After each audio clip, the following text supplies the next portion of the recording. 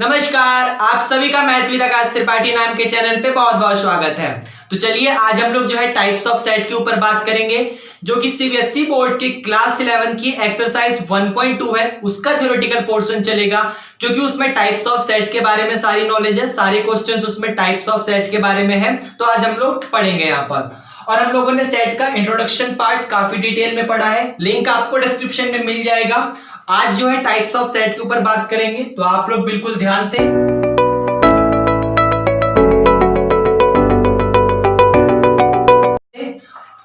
देखिएगा types of set क्या होता है। चलिए शुरू करते हैं। देखिए टाइप्स ऑफ सेट, सबसे पहले शुरुआत मैं एक वर्ड से करूंगा। आपको एक वर्ड का मीनिंग पता होना चाहिए। अगर आपको उस वर्ड का मीनिंग पता होगा तो फिर आप सारी बातें जो है टाइप्स ऑफ सेट में काफी आसानी से समझ जाएंगे, क्योंकि इस वर्ड का यूज होगा कई जगह पे।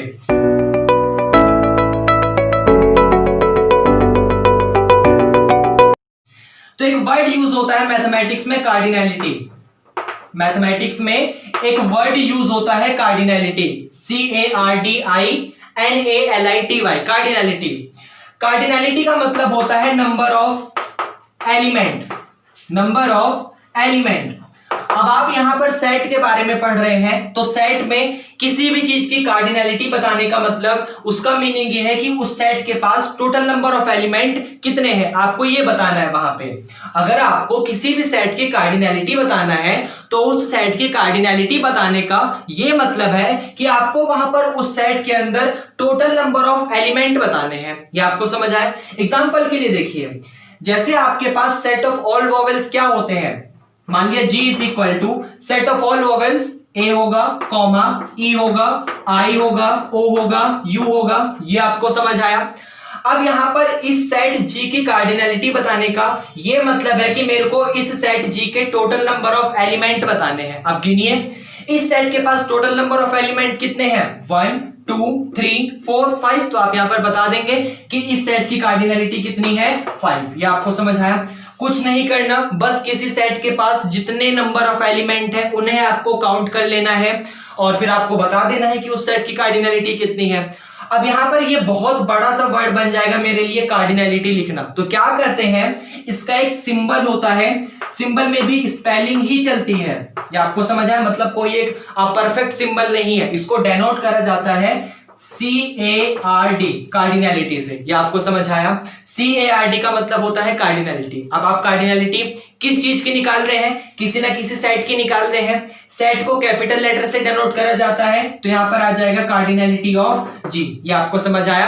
तो cardinality of G is equal to 5। यहां पर G की कार्डिनैलिटी टोटल 5 है, इसका मतलब G के पास टोटल नंबर ऑफ एलिमेंट कितने हैं, 5 है। तो ये वर्ड कार्डिनैलिटी यूज होता है मैथमेटिक्स में। हो सकता है आप लोगों ने पढ़ा हो या हो सकता है आप लोगों ने ना पढ़ा हो, कोई प्रॉब्लम नहीं है। लेकिन अब अगर आपको कहीं भी कार्डिनैलिटी वर्ड मिल गया, तो कार्डिनैलिटी मिलते ही आप लोग याद रखिएगा कि इसका मतलब वो यहां पर उसके टोटल नंबर ऑफ एलिमेंट की बात कर रहा है। उसके पास इस समय कितने एलिमेंट है, उन्हें काउंट करिए और आप बता दीजिए कि उसकी इतनी कार्डिनैलिटी है या फिर ये है। ये सारा प्रोसेस है। ये आपको समझ आया? तो कार्डिनैलिटी वर्ड यहां पर फिनिश होता है। अब हम लोग अपने मेन टॉपिक जो है हमारा टाइप्स ऑफ सेट, उसके ऊपर बात करते हैं और रिजल्ट देखते हैं। ये आपको समझ आया? चलिए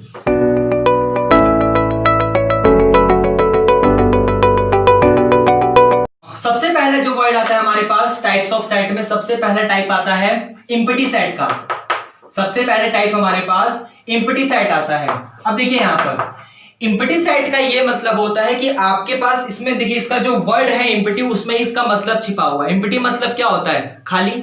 तो आपके पास अगर कोई भी एक ऐसा सेट है जो कि खाली है, खाली होने का मतलब उसके पास कुछ भी नहीं है। कुछ भी नहीं होने का मतलब उसके पास नंबर ऑफ एलिमेंट कितने हैं, 0 है। उसके पास कुछ भी नहीं बचा, तो कुछ भी नहीं होने का मतलब नथिंग, और 0 का मतलब ही नथिंग होता है, क्योंकि 0 आपके सामने जो ये 0 होता है, इस 0 को कोई मतलब पूछे कि 0 का मतलब क्या होता है, तो आप कह दो कि 0 मतलब होता है नथिंग, कि यहाँ पर कुछ भी नहीं है। ये आपको समझ आया? तो आपके पास एक ऐसा सेट जो कि एम्प्टी है, जो कि बिल्कुल पूरे तरीके से खाली है, तो उसको यहां पर एम्प्टी सेट कहा जाता है। अच्छा, एम्प्टी सेट के एक आधे और नाम है। अगर मैं नाम देना चाहूं तो मैं एम्प्टी सेट को नल सेट के नाम से भी बता सकता हूं, मैं एम्प्टी सेट को वॉइड सेट के नाम से भी बुला सकता हूं, किसी भी तरीके से बोल सकते हैं, कोई प्रॉब्लम नहीं होनी चाहिए। तो एम्प्टी सेट बोल सकता हूं मैं, नल सेट बोल सकता हूं, वॉइड सेट बोल सकता हूं। ये आपको समझ आया? और इसका मतलब होता है कि आपके पास एक ऐसा सेट जिसके पास कुछ कोई भी एलिमेंट नहीं है। तो a set which has no element, जिसके पास कोई भी एलिमेंट नहीं है, वो बिल्कुल पूरे तरीके से खाली है, तो ऐसे सेट को यहां पर एम्प्टी सेट कहा जाता है। अब यहां पर देखिए, आपके पास एक सेट है लेकिन उसके पास कोई भी नंबर ऑफ एलिमेंट जो है वो 0 है, क्योंकि उसके पास कोई भी एलिमेंट नहीं है। और जब उसके पास कोई भी एलिमेंट नहीं है तो इसका साफ साफ मतलब क्या आता है कि उसके पास नंबर ऑफ एलिमेंट कितने हैं? 0 है। तो जब किसी सेट के पास नंबर ऑफ एलिमेंट 0 है तो इसका मतलब उस सेट की कार्डिनैलिटी 0 है, क्योंकि कार्डिनैलिटी का मतलब भी यही होता है। ये आपको समझ आया? इसलिए बोला जाता है कि जो कार्डिनैलिटी होती है एम्प्टी सेट की, कार्डिनैलिटी जो होती है एम्प्टी सेट की, वो हमेशा क्या होती है? 0, क्योंकि कार्डिनैलिटी का मतलब होता है नंबर ऑफ एलिमेंट, और आपके पास एक एम्प्टी सेट है जिसके अंदर कोई भी एलिमेंट नहीं है, तो उसके पास कोई भी एलिमेंट नहीं है तो उसके पास टोटल नंबर ऑफ एलिमेंट क्या है? 0। इसका काफी अच्छा एग्जांपल है यहाँ पर, ये आपकी बुक में भी दिया हुआ है सीबीएसई की, काफी अच्छा एग्जांपल है कि आपको एक ऐसा नेचुरल नंबर बताना है, आपको एक ऐसा नेचुरल नंबर बताना है जो 5 से छोटा हो और 7 से बड़ा हो। सोचिए, आपको एक ऐसा नंबर बताना है जो 5 से छोटा हो और 7 से बड़ा हो। ऐसा कोई नंबर एग्जिस्ट ही नहीं करता। अगर मैं ये बोलता कि 5 से बड़ा और 7 से छोटा नेचुरल नंबर, तो आप 6 बता सकते थे, लेकिन मैंने उल्टा बोला, मैं 5 से इधर की तरफ जा रहा हूं और 7 से इधर की तरफ जा रहा हूं, तो 5 से छोटा 4 3 2 1 इस तरीके से चलता है, और 7 से बड़ा 8 9 10 इस तरीके से चलता है। दोनों में कुछ भी कॉमन नहीं आया। ये आपको समझ आया? तो 5 से छोटा a number less than 5 and greater than 5, आपके पास greater than 7 ऐसा कोई नंबर एग्जिस्ट ही नहीं करता। तो आपके पास ये सेट कैसा हो जाएगा? Empty set. तो आप इसको कैसे लिखोगे कि आपके पास सेट तो है, आपने उसको कर्ली ब्रैकेट से डेनोट तो कर दिया, लेकिन उसके अंदर लिखने के लिए कोई एलिमेंट बचा ही नहीं है आपके पास, क्योंकि आप मान लीजिए 6 मिलता आपको, तो आप उस 6 को उठा के यहां पर फिल कर देते, लेकिन आपको मिला ही नहीं, कुछ भी नहीं मिला। तो कुछ भी नहीं मिले होने का मतलब आपने क्या करा? कर्ली ब्रैकेट का यूज करा और उसको ऐसे यहां पर खाली छोड़ दिया। ये आपको समझ आया? अब यहां पर इसका कोई ना कोई नाम देना पड़ेगा। तो एम्प्टी सेट का एक अलग ही डेनोशन पॉइंट होता है, जिसको हम लोग यहां पर लिख लेते हैं। इसका जो डेनोटेड पॉइंट होता है, इसका जो या फिर आप कह सकते हो इसको डेनोट करा जाता है, डेनोटेड बाय लिख लो, डेनोटेड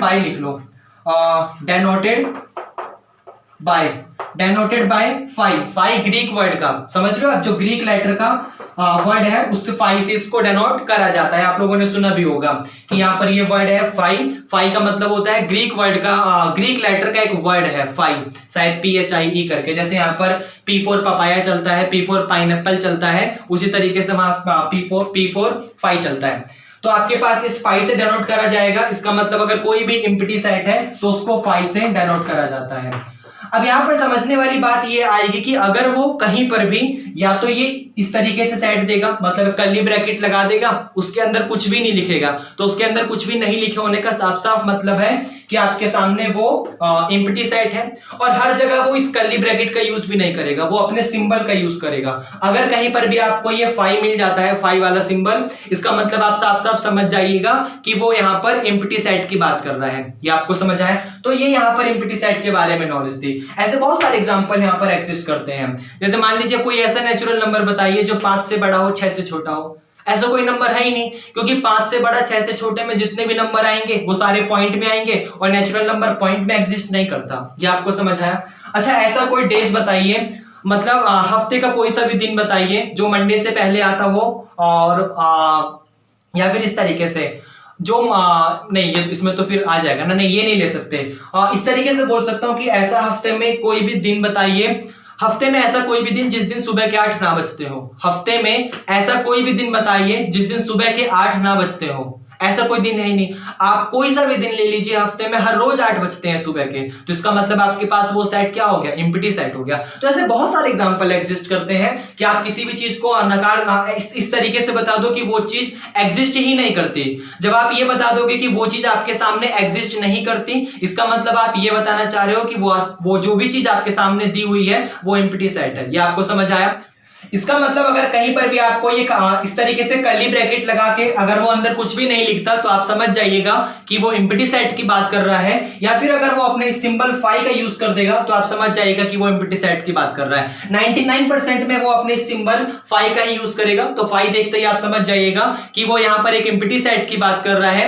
एम्प्टी सेट की बात करने का मतलब है कि उसके पास कोई भी एलिमेंट एग्जिस्ट नहीं करता, उसके अंदर ऐसा कोई भी एलिमेंट नहीं है जो बिलोंग करता हो, और यहाँ पर उसकी कार्डिनलिटी जो होती है हमेशा एम्प्टी सेट की क्या होती है, 0, क्योंकि उसके पास नंबर ऑफ एलिमेंट कुछ है ही नहीं। तो जब नंबर ऑफ एलिमेंट कुछ भी नहीं है इसका मतलब नथिंग, और नथिंग को ही क्या कहा जाता है, 0। ये आपको समझ आया? तो ये यहां पर फर्स्ट पार्ट था एम्प्टी सेट का। आइए हम लोग इसका एक दूसरा टाइप्स देखते हैं, इसको रफ कर दे, ठीक है। देखिए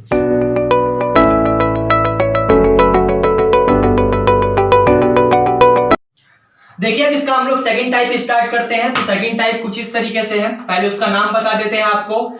सेकंड टाइप का नाम है यहाँ पर सिंगुलैरिटी सेट। Singularity set. देखिए इसके नाम से ही आप मतलब समझ रहे होंगे, सिंगू का मतलब सिंगल। अगर कोई किसी को प्यार से बोलता है सिंगल को, उसका कहेगा सिंगू। तो बस वही मीनिंग है कि यहाँ पर सिंगुलैरिटी का मतलब सिंगल, और सिंगल से आप ये अंदाजा लगा सकते हैं कि कोई भी एक ऐसा सेट जिसके पास सिर्फ एक ही एलिमेंट एग्जिस्ट करता हो। वो जो एलिमेंट उस सेट में रखा हुआ है वो सिंगल होना चाहिए, उसके अलावा कोई और भी एलिमेंट एग्जिस्ट नहीं करना चाहिए। तो कोई भी एक ऐसा सेट जिसके पास सिर्फ एक ही एलिमेंट एग्जिस्ट करता हो, जिसकी कार्डिनलिटी, जब एक एलिमेंट एग्जिस्ट करता है इसका मतलब उस समय उसके पास नंबर ऑफ एलिमेंट कितने हैं, 1 है। तो जब उसकी नंबर ऑफ एलिमेंट 1 है तो इसका साफ साफ मीनिंग ये आता है कि इस समय उस सेट की कार्डिनलिटी यहां पर 1 है। तो जब किसी भी समय किसी सेट की कार्डिनलिटी 1 हो जाएगी, इसका मतलब आप साफ साफ समझ जाइएगा कि वो सेट आपके सामने सिंगुलैरिटी सेट है। ये आपको समझ आया? सिंगुलैरिटी बोल देगा वो, सिंगुलर बोल देगा तो कोई प्रॉब्लम नहीं होनी चाहिए, क्योंकि सिंगुलैरिटी से ही आपके सामने वर्ड सिंगुलर निकला हुआ है। तो देखिए आप अपने मन से भी बना सकते हो सेट, कोई प्रॉब्लम नहीं है। उसका नाम आप चाहो तो अपने मन से दे सकते हो। अगर इसी से मिलता जुलता कुछ, इसी की क्या बोलते हैं उसको, सिनोनिम्स बोलते हैं शायद। अगर इसी का कोई सिनोनिम्स वर्ड मिल जाता है तो आप यहां पर उसका नाम बना लेंगे। सिंगुलैरिटी बोलिए, आप उसको सिंगुलर बोलिए, दोनों से बात एक ही आएगा। तो आप उसको सिंगुलैरिटी सेट बोल सकते हैं, आप उसको सिंगुलर सेट बोल सकते हैं, कोई प्रॉब्लम नहीं होगी। ये आपको समझ आया? बस उसका सिनोनिम्स लिखना है, आप और ऐड कर दीजिए, आपके सामने एक नया नाम बन जाएगा। ये आपको समझ आया? तो सिंगुलैरिटी सेट या फिर सिंगुलर सेट का मीनिंग ये होता है कि आपके सामने कोई भी एक set which has only one element, जिसके पास सिर्फ एक ही एलिमेंट एग्जिस्ट करता हो। ऐसा कोई भी सेट जिसके पास सिर्फ एक एलिमेंट एग्जिस्ट करता है, वो सेट आपके पास सिंगुलैरिटी सेट हो जाएगा। अब किसी भी सेट के पास अगर टोटल नंबर ऑफ एलिमेंट 1 है, इसका साफ साफ मीनिंग आपको ये पता चल रहा है कि उस सेट की जो कार्डिनलिटी है, अगर मैं इसको सिंगुलर सेट है तो एस से डिनोट करूं अगर, तो इस समय कार्डिनलिटी ऑफ सिंगुलर सेट, या फिर पूरा लिख लीजिए, कार्डिनलिटी ऑफ सिंगुलर सेट जो होती है वो हमेशा यहां पर 1 होती है, क्योंकि सिंगुलर का मीनिंग यही होता है कि आपके पास एक ऐसा सेट जिसके पास सिर्फ एक एलिमेंट एग्जिस्ट करता हो। तो वो आपके पास जब एक एलिमेंट एग्जिस्ट करता है इसका मतलब उसकी कार्डिनलिटी 1 है। तो आपको यही बताना है कि कोई भी किसी भी चीज को सिंगुलर सेट तब कहते हैं जब उस सेट के पास सिर्फ एक ही एलिमेंट एग्जिस्ट करता हो। वो कुछ भी हो सकता है आपके सामने। ये समझ आया? तो यही है कि यहाँ पर सिंगुलर सेट की जो कार्डिनलिटी होती है वो कितनी होती है, 1। ये आपको समझ आया? अच्छा यहाँ पर थोड़ी सी बात और कर ले, एग्जांपल दे दें आपको सबसे पहले। तो एग्जांपल वही उसी तरीके से है कि कोई भी एक ऐसा नेचुरल नंबर जो 5 से बड़ा हो 7 से छोटा हो। इस बार मैंने अपोजिट कर दिया, 5 से बड़ा 7 से छोटा नेचुरल नंबर 6 होता है। तो आपको समझ आया? तो आपके सामने जो भी सेट बना है, मान लीजिए मैंने नाम S दिया, तो S में टोटल नंबर ऑफ एलिमेंट एक ही आएगा, और वो कौन सा एलिमेंट है, 6 एलिमेंट है। इसका मतलब इस सेट की कार्डिनलिटी यहां पर कितनी है, 1 है। तो जब इस सेट की कार्डिनलिटी यहां पर 1 है, तो किसी भी सेट की अगर कार्डिनलिटी आपके पास 1 होगी, इसका साफ साफ मतलब है कि वो सेट आपके पास सिंगुलर सेट या फिर सिंगुलैरिटी सेट होगा। ये आपको समझ आया? तो सिंपल सा मीनिंग सिंगुलर सेट या फिर सिंगुलैरिटी सेट, आप कुछ भी बोल सकते हैं, कोई प्रॉब्लम नहीं होगी। तो ये यहाँ पर सिंगुलर सेट का मीनिंग था कि कोई भी जनरल एक सेट जिसके पास सिर्फ एक एलिमेंट एग्जिस्ट करता हो तो सिंगुलर सेट। ये आपको समझ आया? तो हमारा दूसरा टाइप जो है वो फिनिश हो चुका है। आइए हम लोग आगे बढ़ते हैं, जहां पर अपने नेक्स्ट टाइप पे आ जाते हैं। इसको रफ कर दें, ठीक है? देखिए,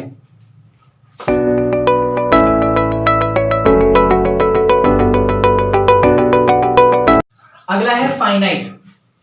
third, finite set. Finite set, देखिए फाइनाइट सेट आप इस तरीके से समझ सकते हैं, इसके नाम में ही इसका मीनिंग छुपा हुआ है कि सेट जो है वो कैसा है? फाइनाइट है।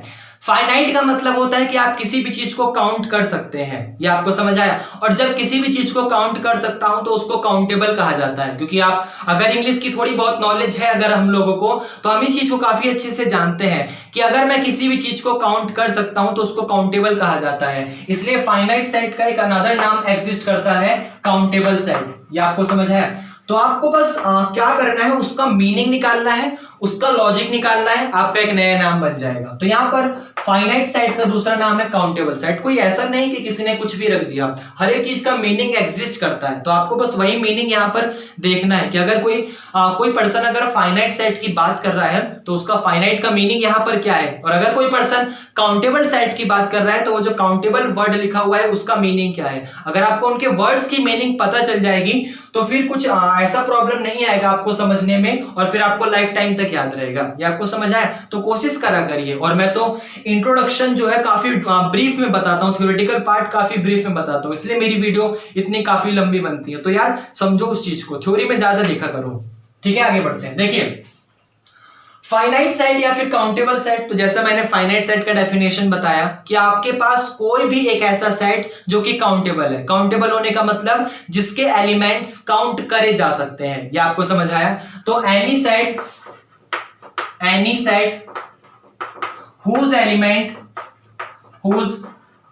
element can be counted. कोई भी एक ऐसा सेट जिसके एलिमेंट जो है वो काउंट करे जा सकते हैं तो उस सेट को यहां पर फाइनाइट सेट कहा जाएगा। हो सकता है किसी के पास एक एलिमेंट हो, किसी के पास दो एलिमेंट हो, किसी के पास तीन एलिमेंट हो, किसी के पास 5000 हो, किसी के पास 10,000 हो, किसी के पास 20 लाख हो, किसी के पास बहुत बड़ा नंबर भी हो सकता है, एक के पीछे आप पता नहीं कितने जीरो लगा दीजिए, उसे भी काउंट कर सकते हो। तो आपके पास कोई भी एक ऐसा सेट जिसे काउंट कर सकता हूं मैं, कोई प्रॉब्लम नहीं हो मुझे काउंट करने में, तो उस सेट को यहां पर काउंटेबल सेट कहा जाएगा। ये आपको समझ आया? अब यहां पर देखिए समझने वाली बात ये आती है कि आपके सामने मान लीजिए कोई एक सेट लिखा है और वो जो सेट लिखा हुआ है वो एक एम्प्टी सेट है। कोई भी आपके सामने एक सेट लिखा हुआ है और जो सेट आपके सामने लिखा हुआ है वो एक एम्प्टी सेट है। तो जो सेट आपके सामने लिखा है अगर वो एक एम्प्टी सेट है तो इसका मीनिंग ये आता है कि इस समय उसकी कार्डिनलिटी 0 है।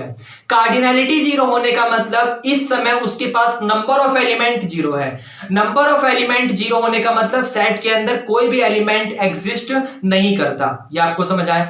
जब सेट के अंदर कोई भी एलिमेंट एग्जिस्ट नहीं करता इसका साफ साफ मीनिंग ये है कि आप उसके अंदर रखे हुए एलिमेंट को काउंट कर सकते हो या नहीं कर सकते।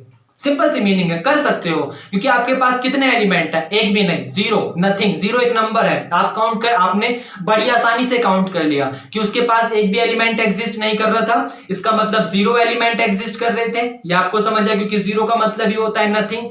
तो जब किसी के पास भी 0 एलिमेंट एग्जिस्ट कर रहा था इसका मतलब वो नथिंग बोल सकते हो आप, या फिर 0 एलिमेंट एग्जिस्ट कर रहा है इसका मतलब आपने काउंट कर लिया।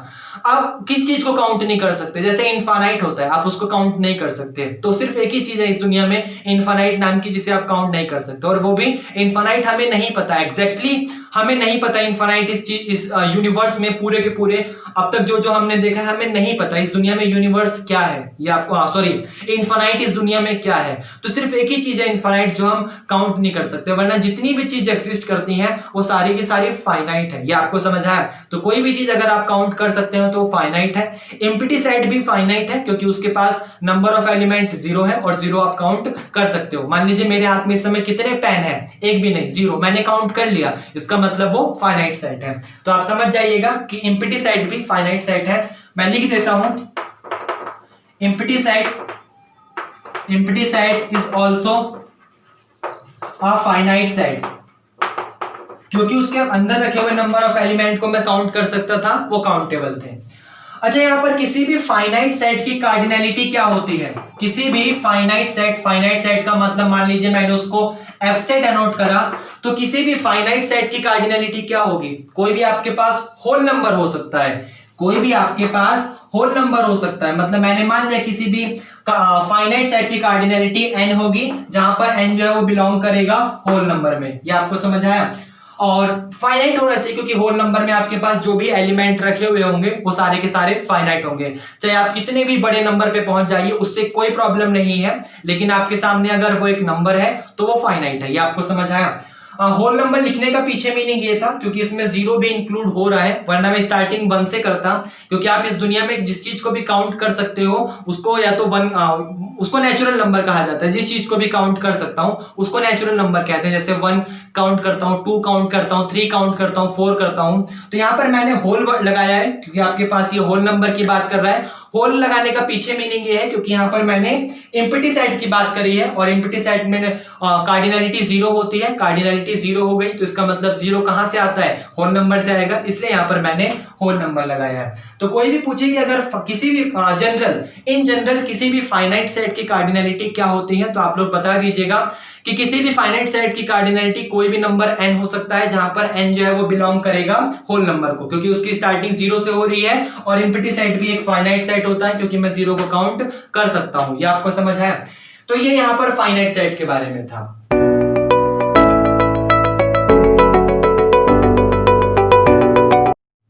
आगे बढ़े, ठीक है। अगर मान लीजिए मैंने यहीं पर इसी का अपोजिट लगा दिया, तो फाइनाइट का अपोजिट क्या हो जाएगा? इनफाइनाइट।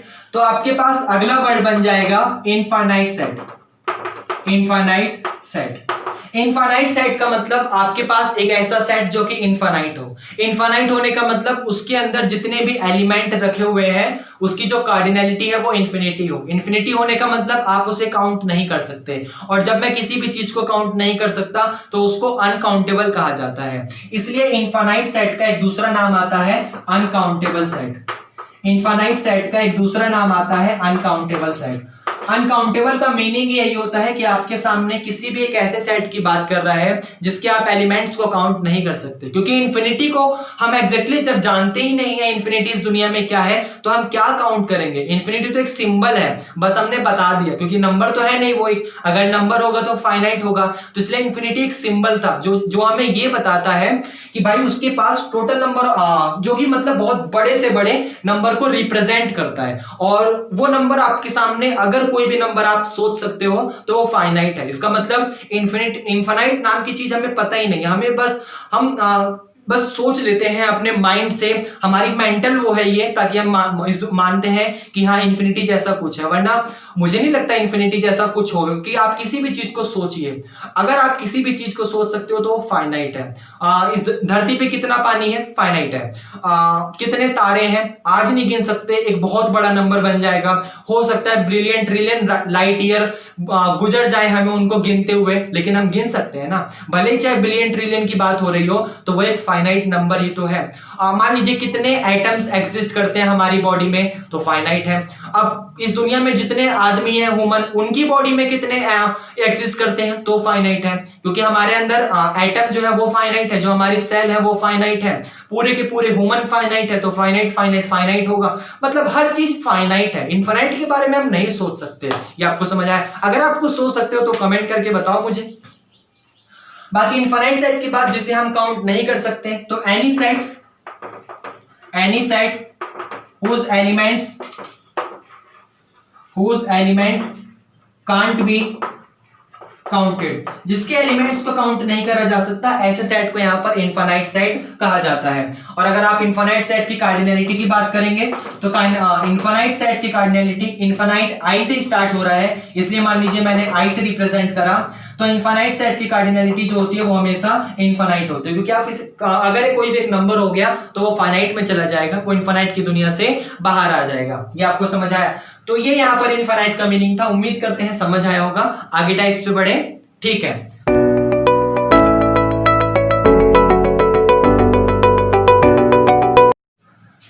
उसके बाद फिफ्थ एलिमेंट आएगा हमारे पास, तो देखिए कुछ इस तरीके से आता है। फिफ्थ जो होता है वो होगा equivalent set, valent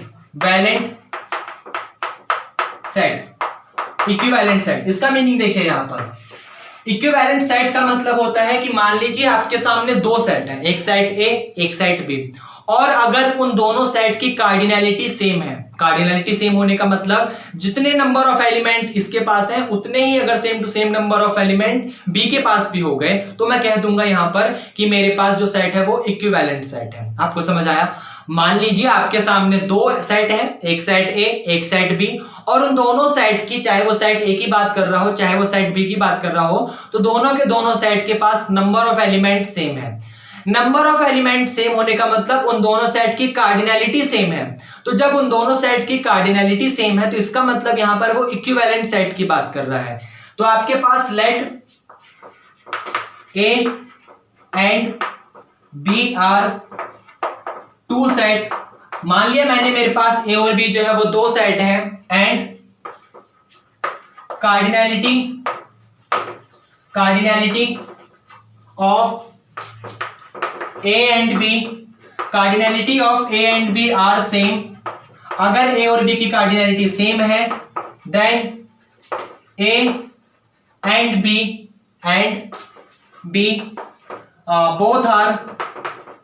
both are equivalent to each other. तो यहां पर मैं बोल दूंगा कि दोनों के दोनों एक दूसरे के इक्विवेलेंट हैं। मान लीजिए आपके सामने दो सेट रखे हुए हैं, एक सेट ए एक सेट बी, और अगर दोनों के दोनों सेट की कार्डिनैलिटी सेम है, इसका मतलब उसके पास नंबर ऑफ एलिमेंट सेम है। अंदर क्या लिखा हुआ है, मान लीजिए किसी के पास राम श्याम अमित लिखा हुआ है, किसी के पास 1 2 3 लिखा हुआ है, दोनों के पास 3 एलिमेंट है। राम श्याम अमित जो आपके पास सेट ए था उसके पास भी 3 एलिमेंट है, 1 2 3 जो सेट आपके पास बी था उसके पास भी 3 एलिमेंट है। तो वो फर्क नहीं पड़ता अंदर की तरफ क्या लिखा हुआ, उससे हमें कोई लेना देना नहीं। हमें सिर्फ ये देखना है कि उन दोनों सेट की कार्डिनैलिटी सेम है या फिर नहीं है। अगर दोनों सेट की कार्डिनैलिटी सेम है तो मैं कह दूंगा कि वो सेट यहां पर इक्विवेलेंट सेट है, अदरवाइज वो सेट मेरे पास इक्विवेलेंट सेट नहीं है। कब? अगर उन दोनों की कार्डिनैलिटी सेम नहीं है। ये आपको समझ आया? तो सिंपल से इसका मीनिंग है। अच्छा, यहां पर मान लीजिए मैं फाइनाइट और इनफाइनाइट ले रहा हूं, थोड़ा सा आपको हाई लेवल पे ले जाता हूं। मान लीजिए मैं यहां पर आपको फाइनाइट और इनफाइनाइट पे ले जाता हूं, तो फाइनाइट वाली चीजों में हम बड़ी आसानी से पहचान लेते हैं कि कोई भी चीज हमारे पास फाइनाइट इक्विवेलेंट है या फिर नहीं है, क्योंकि फाइनाइट में हम किसी भी चीज को गिन सकते हैं। मान लीजिए आपके पास कोई भी एक सेट फाइनाइट है तो उसके अंदर लिखे हुए सभी एलिमेंट को मैं काउंट कर सकता हूं। उसी तरीके से अनदर किसी सेट में लिखे हुए सभी एलिमेंट को मैं काउंट कर सकता हूं। तो जब दोनों फाइनाइट सेट में दोनों सेट के एलिमेंट को मैं काउंट कर सकता हूं तो मैं बड़ी आसानी से बता दूंगा। अगर दोनों के पास सेम एलिमेंट हुए तो वो फाइनाइट बन जाएगा, अगर नहीं हुए तो नहीं बनेगा। लेकिन बात आती है इनफाइनाइट के ऊपर।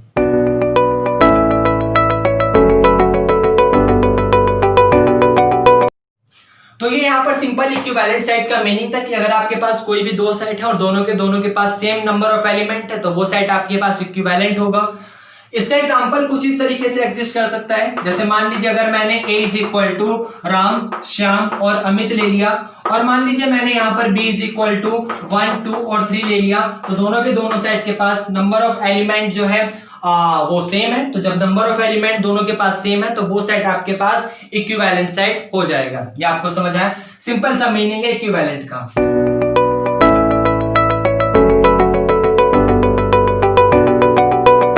अच्छा, यहीं पर एक अनदर सेट आ जाता है जिसे हम ले लेते हैं। तो अगला सेट है आपके पास इक्वल सेट। अगला सेट है आपके पास इक्वल सेट।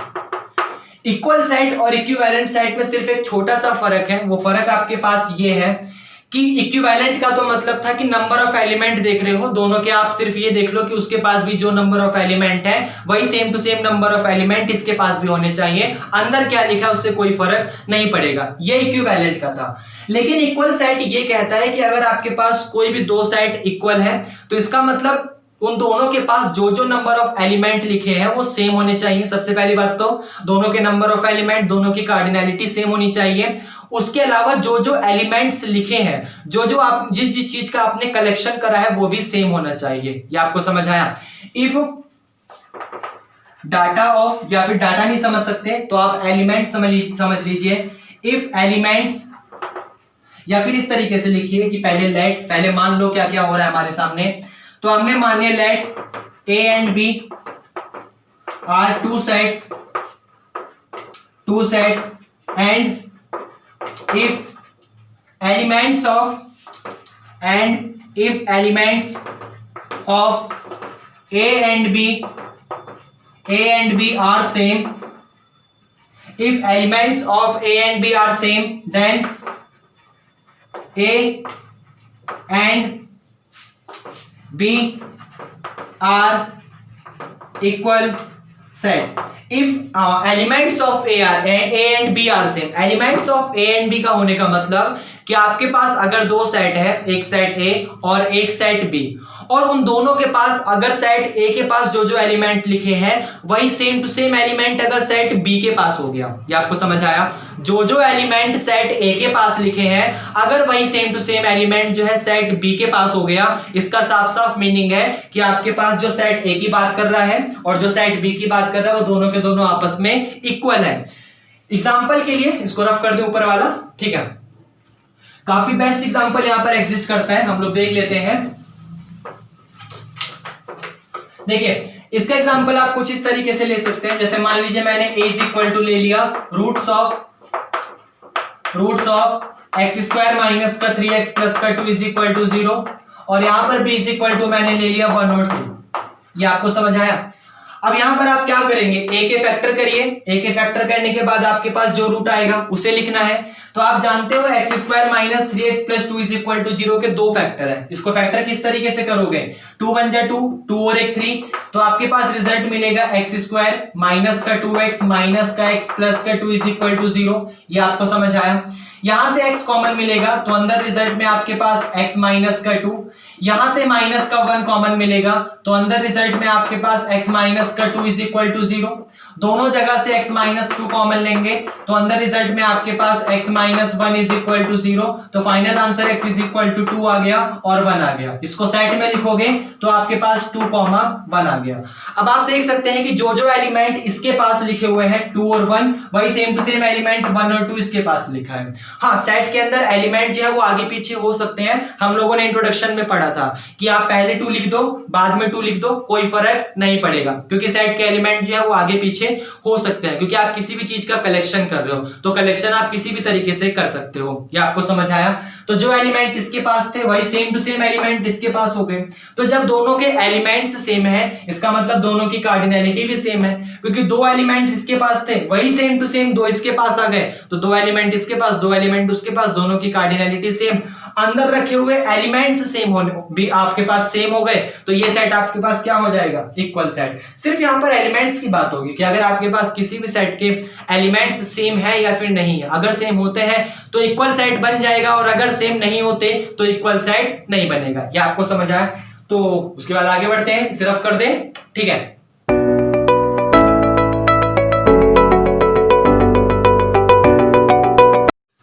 देखिए नेक्स्ट सेट जो आता है हमारे पास 7 नंबर, वो होता है डिसजॉइंट सेट। डिसजॉइंट सेट का मतलब देखिए इसके नाम में इसका मीनिंग छुपा हुआ है कि डिसजॉइंट, जो कि जॉइंट नहीं है, क्योंकि अगर जॉइंट सेट होता तो जॉइंट का मतलब वो जॉइंट है, डिसजॉइंट है तो डिसजॉइंट का मतलब जॉइंट नहीं है। तो यहां पर जॉइंट का मतलब समझते हैं, आपके पास कोई भी दो चीज कब जॉइंट हो सकती है, जब दोनों के पास कुछ ना कुछ कॉमन हो। तो यहां पर डिसजॉइंट लिखा हुआ है, तो डिसजॉइंट सेट का ये मीनिंग होता है कि मान लीजिए आपके पास कोई भी दो सेट एग्जिस्ट करते हैं और उन दोनों सेट के पास कोई भी कॉमन एलिमेंट एग्जिस्ट नहीं करता।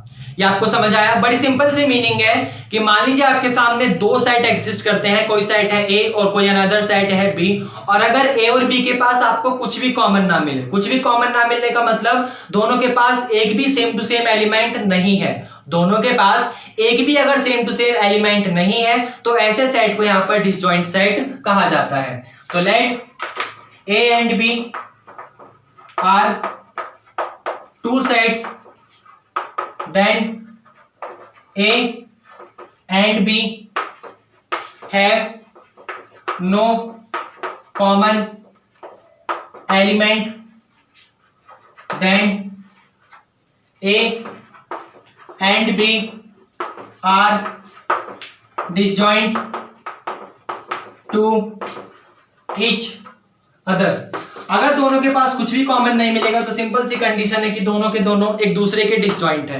तो ये यहाँ पर डिसजॉइंट का मीनिंग था कि let A and B are two set, और अगर ए और बी के पास कुछ भी कॉमन नहीं है, if A and B have no common element then A and B are disjoint to each other, क्योंकि दोनों के पास कुछ भी कॉमन एलिमेंट नहीं मिला। एग्जांपल के लिए आप ऐसे ले सकते हो, जैसे यहाँ पर मैंने 1 2 3 ले लिया और यहाँ पर मैंने अगला सेट कोई ABCD ले लिया, दोनों के पास कुछ भी कॉमन एलिमेंट नहीं है, तो इसका मतलब अगर ये सेट ए होगा और ये वाला सेट अगर आपके सामने बी होगा तो ए और बी जो है वो एक दूसरे के डिसजॉइंट है, क्योंकि दोनों के पास कुछ भी कॉमन नहीं है। ये आपको समझ आया? और डिसजॉइंट सेट में या डिसजॉइंट सेट का इंट्रोडक्शन पार्ट खत्म हो गया। उसके बाद मेरे को सबसे इंपॉर्टेंट चीज आपको ये बतानी है कि यहाँ पर मैं चाहे किसी की भी बात कर रहा हूं, वो आपके सामने एम्प्टी सेट तो अलग है, सिंगुलर सेट अलग है।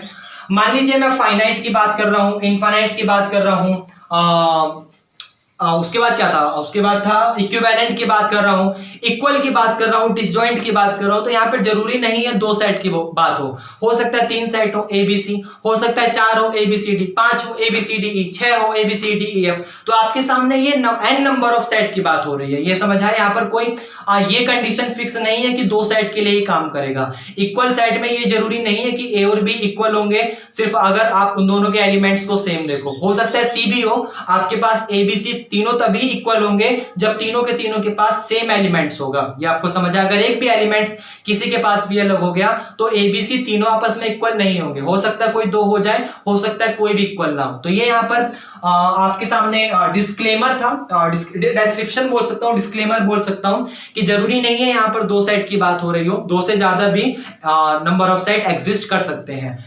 तो ये यहाँ पर टाइप्स ऑफ सेट था, जहां पर मैं आपको एक छोटी सी समरी देता हूं। सबसे पहले पढ़ा हमने एम्प्टी सेट। एम्प्टी सेट का मतलब क्या था? एक ऐसा सेट जिसके पास नंबर ऑफ एलिमेंट 0 है। उसके बाद हमने पढ़ा सिंगुलैरिटी सेट। सिंगुलैरिटी सेट का मतलब क्या था? एक ऐसा सेट जिसके पास तो सिर्फ एक ही एलिमेंट एग्जिस्ट करता हो। उसके बाद हम लोगों ने पढ़ा फाइनाइट सेट। फाइनाइट सेट को नाम तो काउंटेबल सेट है, वो तो आप लोगों ने समझाई। तो फाइनाइट सेट का मतलब था कि जिसके एलिमेंट्स को काउंट करा जा सकता हो। उसके बाद हम लोगों ने पढ़ा इनफाइनाइट सेट। इनफाइनाइट सेट का मीनिंग क्या था? जिसके एलिमेंट को काउंट नहीं करा जा सकता।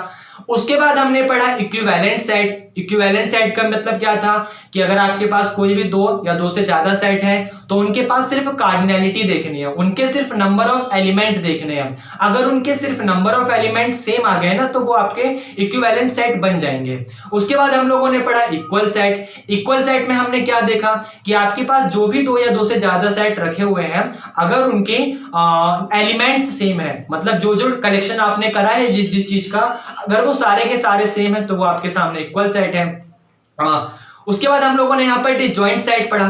तो डिसजॉइंट सेट का मीनिंग था कि अगर आपके पास कोई भी 2 या 2 से ज्यादा सेट हो और उनके पास अगर कुछ भी कॉमन एलिमेंट नहीं है तो इसका मतलब वो दोनों एक दूसरे के डिसजॉइंट सेट है। ये आपको समझ आया? तो ये यहाँ पे टाइप्स ऑफ सेट का इंट्रोडक्शन पार्ट था, जहां पर हमने इसकी थ्योरेटिकल पार्ट काफी ज्यादा अच्छे से पढ़ा है। और आप लोगों को उम्मीद करते हैं समझ आया होगा। कमेंट करके बताओ, जैसा भी लगा फीडबैक दो, अच्छा लगा बुरा लगा फीडबैक दो, सीधा बिल्कुल ट्रूली फीडबैक दो। और बाकी हाँ, वीडियो को एक बार लाइक कर दो यार, चैनल को सब्सक्राइब करो, और बाकी अच्छा लगा तो पढ़ते रहिए। चलिए ठीक है, थैंक यू, बाय। लेकिन कमेंट करो एक बार, ठीक है, थैंक यू।